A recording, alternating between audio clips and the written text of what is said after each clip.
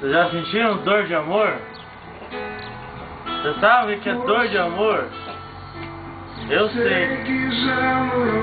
Porque eu tô passando por isso agora. Eu tenho certeza que todo mundo que vê esse filme já passou por isso um dia.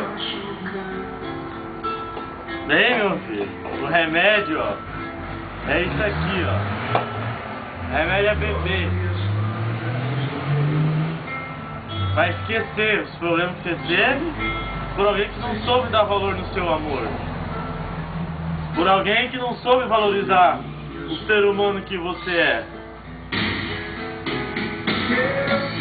Eu não tenho culpa. Não tenho.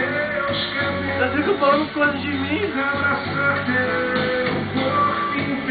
Eu amava ela. Eu amava. Olha o que sobrou pra mim agora. Com todo o amor que nós tivemos, olha o que sobrou pra mim.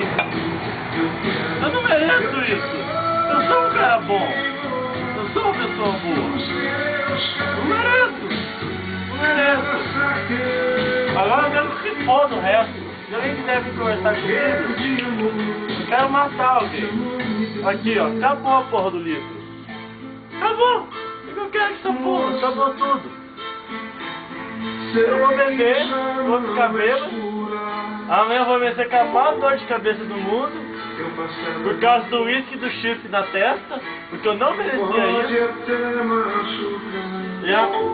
E amanhã é outro dia. Amanhã é outro dia. Amanhã, se eu lembrar disso, eu vou beber de novo. Senão eu não vou beber. E eu com isso? Ninguém tem nada a ver com a minha vida.